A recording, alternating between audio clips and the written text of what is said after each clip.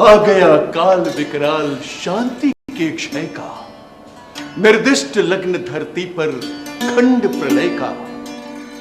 हो चुकी पूर्ण योजना नियति की सारी, कल ही होगा आरंभ समर अति भारी। संघार मचेगा, तिमिर घोर छाएगा, सारा समाज दृग्वंचित हो जाएगा। कल से भाई भाई के प्राण हरेंगे, नर ही नर के शोणित में स्नान करेंगे। सुत बुत खो बैठी हुई समर चिंतन में, कुंती व्याकुल हो उठी सोच कुछ मन में।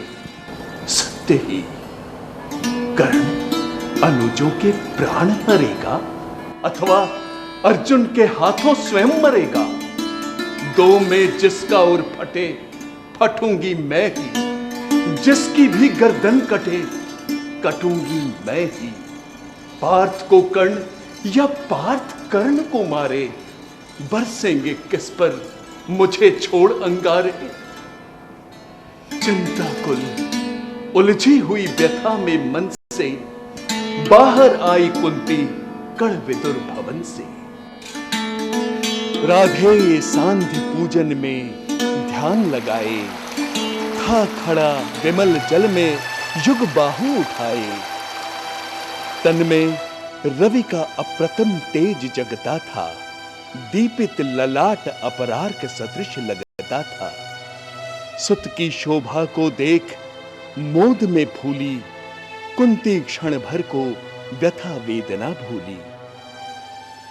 भरकर ममता पैसे निष्पलक नयन को, वो खड़ी सींचती रही पुत्र के तन को।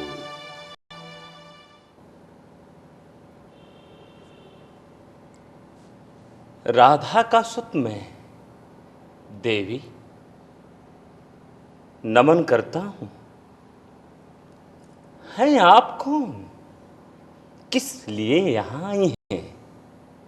मेरे निमित्त आदेश कौन लाई है? रे कर्ण, वेद मत मुझे निदारुण शर से। राधा का सुत तू नहीं, तनय मेरा है। जो धर्मराज का वही वंश तेरा है। एक बात कहूं जो कहने आई हूं, आदेश नहीं प्रार्थना साथ लाई हूं।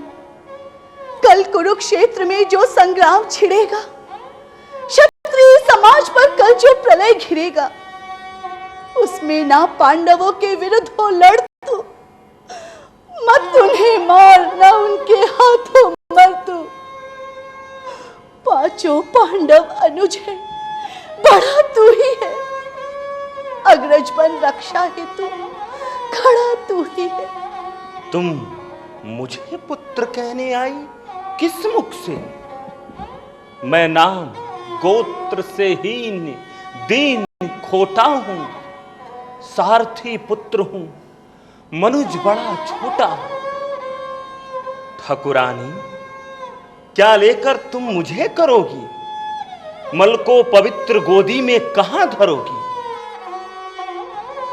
जब सब कुछ हो चुका, शेष 2 क्षण हैं, आखिरी दांव पर लगा हुआ जीवन है।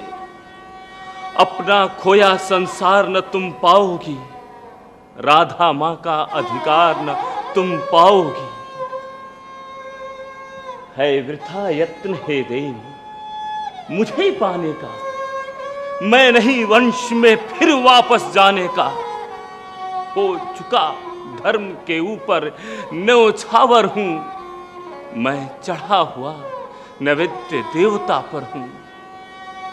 अर्पित प्रसून के लिए न यूं ललचाओ, पूजा की वेदी पर मत हाथ बढ़ाओ।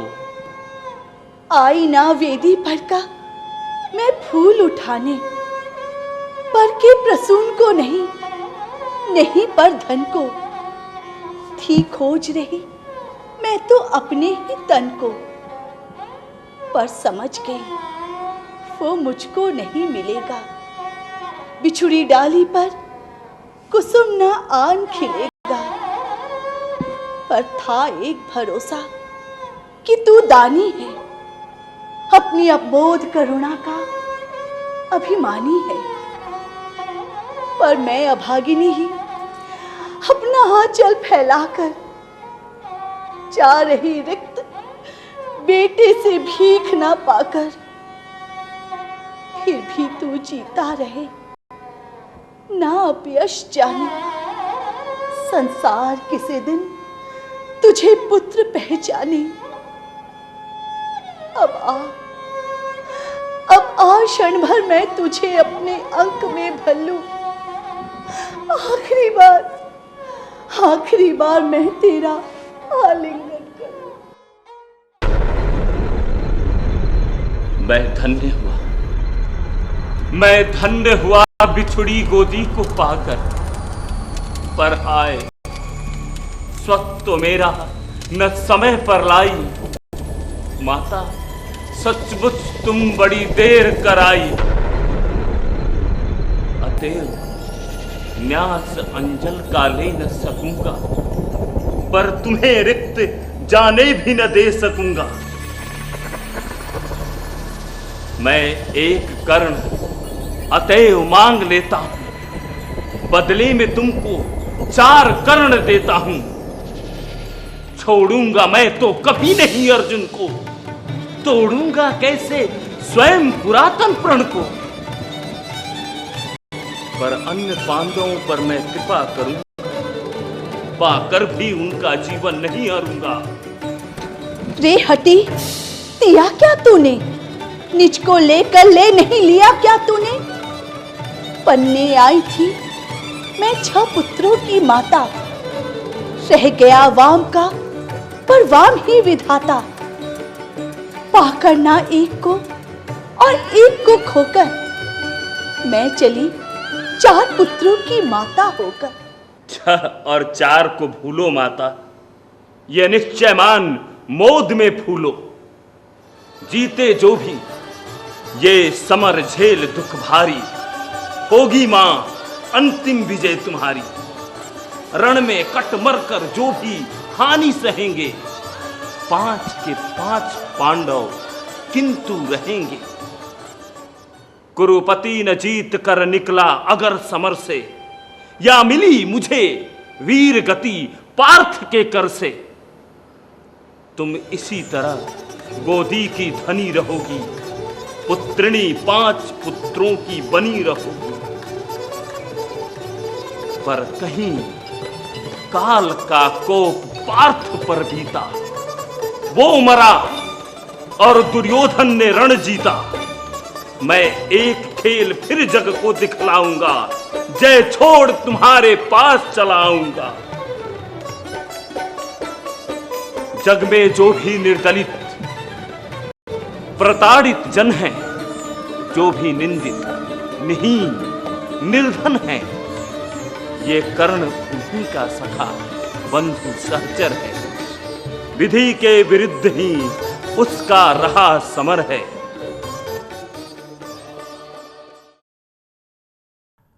यह है खंड काव्य रश्मिरथी का एक छोटा सा अंश। महाभारत के अद्भुत नायक रश्मिरथी कर्ण का जीवन चरित्र। रश्मिरथी प्रकट हुआ आजाद राष्ट्र के महान घटना के साक्षी समय में। 1950 आजाद भारत में संविधान की नींव पर संपूर्ण प्रभुत्व संपन्न गणतंत्र की भव्य इमारत गढ़ी जा रही थी।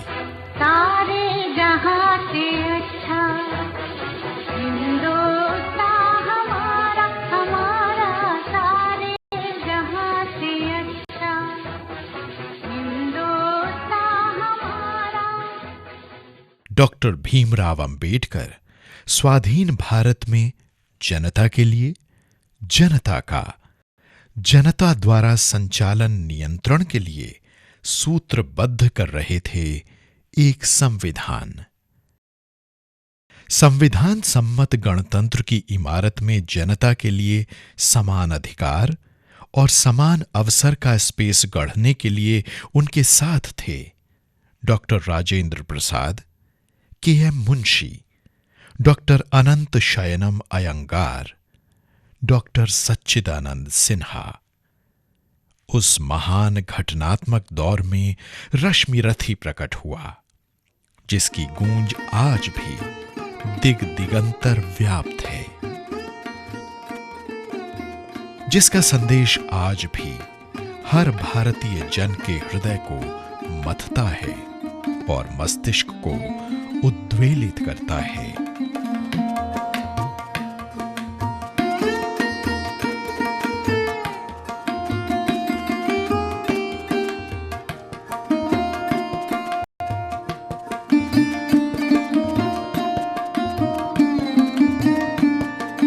इसके रचनाकार हैं रामधारी सिंह। हिंदी के विलक्षण कवि, आवेश के कवि, आक्रोश के कवि, ओज के कवि, उग्र राष्ट्रीय भावधारा के रूमानी कवि, राष्ट्र कवि रामधारी सिंह। अग्निधर्मा बिहार की माटी से जन्मे रामधारी सिंह का नाम साहित्य के आकाश में दिनकर बनकर जगमगाया।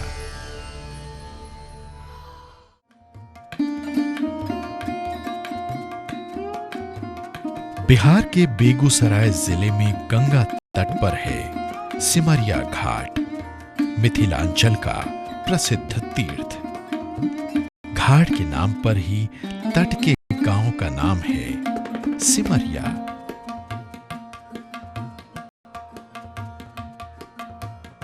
इसी सिमरिया गांव के एक सामान्य किसान रवि सिंह के घर 23 सितंबर 1908 ईस्वी को रामधारी सिंह का जन्म हुआ।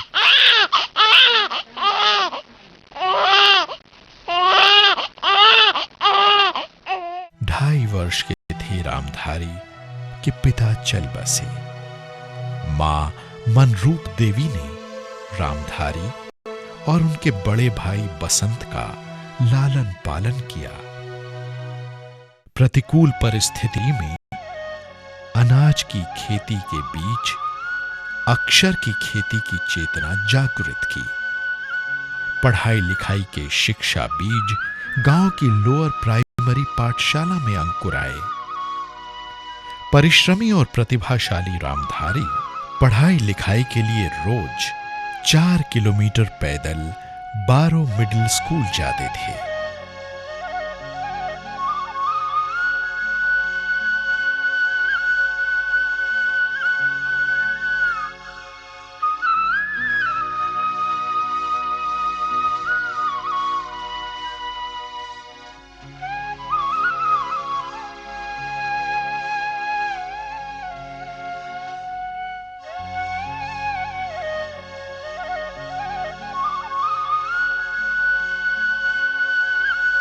मैट्रिक की पढ़ाई करने के लिए प्रतिदिन गंगा पार 15 किलोमीटर चलकर मोकामा पहुंचते थे।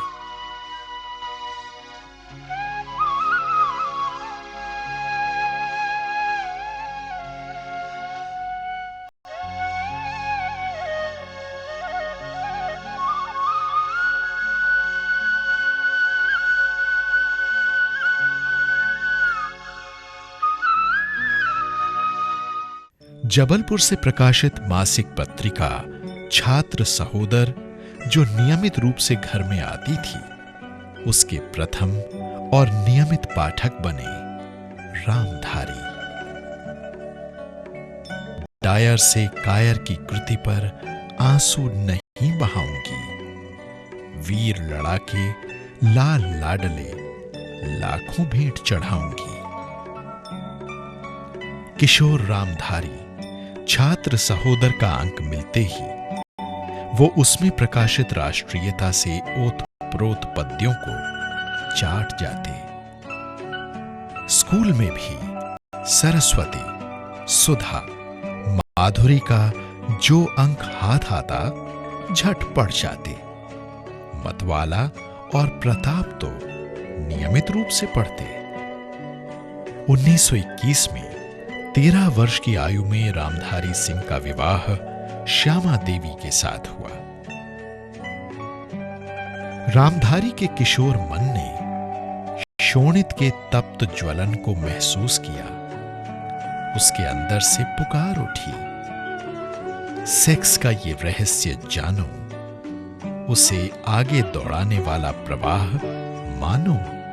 लेकिन 1922 में प्रताप में एक भारतीय आत्मा की कविता पढ़ी, पुष्प की अभिलाषा। चाह नहीं मैं सुरबाला के गहनों में गूथा जाऊं, चाह नहीं प्रेमी माला में बिध प्यारी को ललचाऊं, चाह नहीं सम्राटों के शव पर हे हरि डाला जाऊं, चाह नहीं देवों के सिर पर चढ़ भाग्य पर इठलाऊं। मुझे तोड़ लेना बनमाली, उस पथ में देना तुम फेंक, मातृभूमि पर शीश चढ़ाने जिस पथ जावे वीर अनेक। और 14 वर्ष के रामधारी सिंह के अंदर आग उबलने लगी। उन्हें महसूस हुआ जैसे वह किसी अज्ञात शक्ति के अधीन होते जा रहे हैं। 1928 में मैट्रिक की परीक्षा पास की तो आंखों में विश्वविद्यालय के विद्यार्थी बनने के सपने सजे। साथ में बढ़ी पत्र पत्रिकाओं से रस पाकर समकालीन काव्य पुस्तकों तक पहुंचने की आतुरता। रामधारी तुकबंदी करने लगे और कविता लिखना सीखने लगे। देखते देखते चंद दिनों में कलम से फूटकर शब्द कागज पर कविता रूप में सजने लगे। गांव छोड़ पटना पहुंचे। भविष्य के सफर के लिए पटना कॉलेज में इतिहास अध्ययन का रास्ता चुना और भारत भारती, शकुंतला और किसान से मिलने चल पड़े। पथिक मिला तो उससे कदम से कदम मिलाकर चलने की ठान ली। पथिक पढ़ते पढ़ते विभोर रामधारी वीरबाला रचने लगे और जयद्रथ वध के अनुकरण पर छंदबद्ध छोटी मोटी कविताएं लिखने लगे। मैथिली शरण गुप्त, माखनलाल चतुर्वेदी, सुभद्रा कुमारी चौहान, बाल कृष्ण शर्मा नवीन की रचनाएं, कृतियां पढ़ते पढ़ते रामधारी जवान हो गए। अंदर उबाल खाती आग मानो शब्द अंगार बनकर बाहर आने का मार्ग पा गई। उस दिन कवि दिनकर के जन्मने की खबर जमाने को मिल गई, जिस दिन उनकी प्रथम कविता बारदोली विजय छात्र सहोदर पत्रिका में छपी। उसमें रामधारी सिंह कवि दिनकर के रूप में छपे पहली बार। फिर 1929 बीतते न बीतते प्रणभंग शीर्षक खंड काव्य प्रकाशित हुआ। पौराणिक नायकों और मिथकों को समकालीन जीवन के सवालों से जोड़कर कविता गंगा को पर्वतराज हिमालय से धरती पर उतार लाने के भगीरथ प्रयास। इस रचना की धूम मच गई। दिनकर पटना विश्वविद्यालय के पटना कॉलेज में इतिहास की पोथियों से जूझते हुए युवक में आग उगलने लगे, अमिताभ के छद्म नाम से। मेरी पूंजी है आग, जिसे जलना हो बढ़े निकट आए। दिनकर पटना विश्वविद्यालय में प्रतिष्ठा सहित स्नातक बने 1932 में। उन्होंने बंगला सीखकर रविंद्रनाथ ठाकुर और नजरुल इस्लाम से परिचय बढ़ा लिया। उसके आगे उच्च शिक्षा का स्वप्निल रास्ता सामने था, लेकिन चुनौती बनी सर पर परिवार का बोझ ढोते हुए चलने की शर्त। सो पढ़ने के स्वप्निल रास्ते को छोड़ वह आजीविका के बने बनाए रास्ते पर चल पड़े। पहली नौकरी बरबीघा हाई स्कूल में प्रधानाध्यापक पद पर।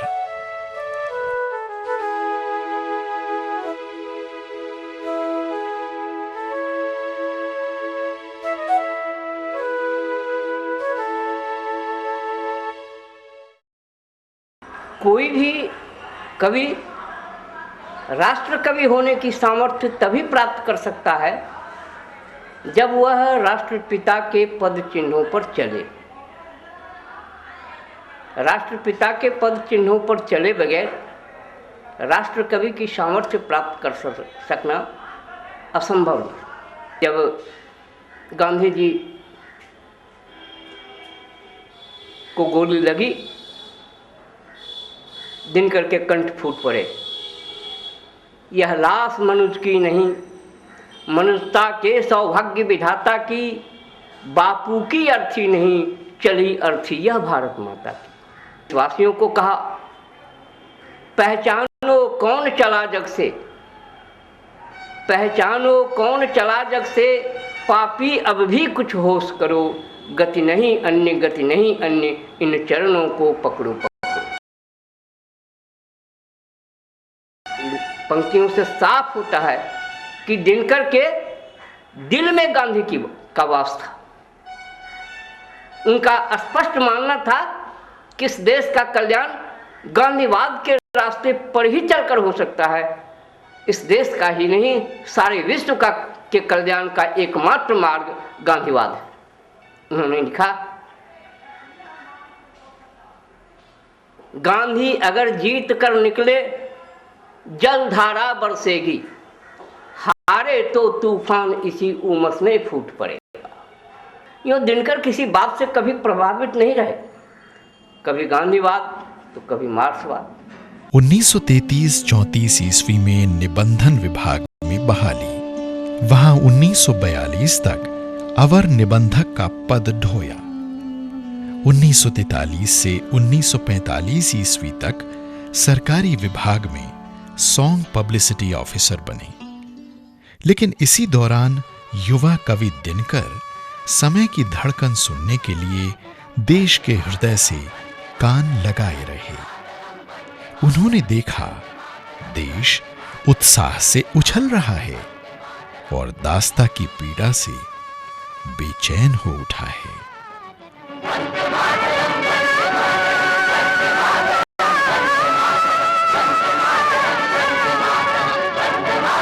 उनका हृदय बरबस फूट पड़ा। मैं विभा पुत्र, जागरण गान है मेरा, जग को अक्षय आलोक दान है मेरा।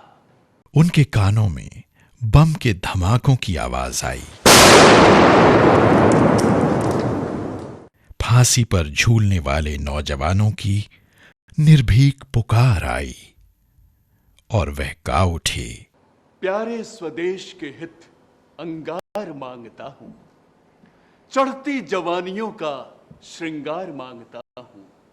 थामो इसे, शपथ लो, बलि का कोई भी कदम न रुकेगा, चाहे जो हो जाए मगर झंडा नहीं झुकेगा। उन्होंने गांधी के हृदय में चलती दर्द भरी ऐंठन की आवाज सुनी और उनकी कलम बोल उठी,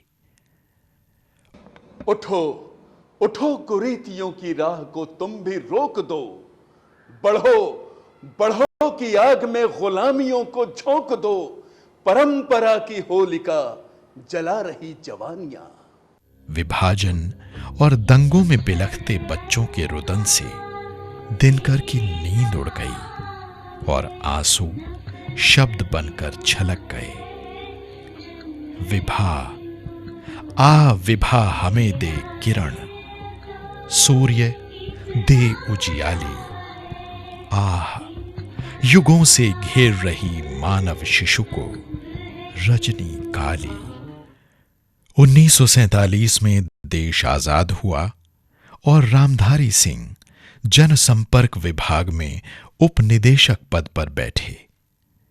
1950 में उपनिदेशक पद छोड़ मुजफ्फरपुर के लंगट सिंह कॉलेज में 52 तक हिंदी प्राध्यापक की नौकरी की।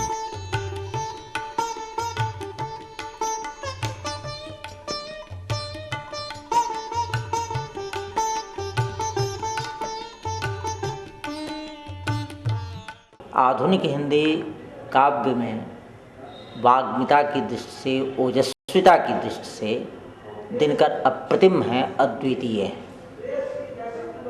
वे अगर सामान्य बात भी कहते थे तो उसमें भाषा का ऊंचा शिखर दिखाई पड़ता था।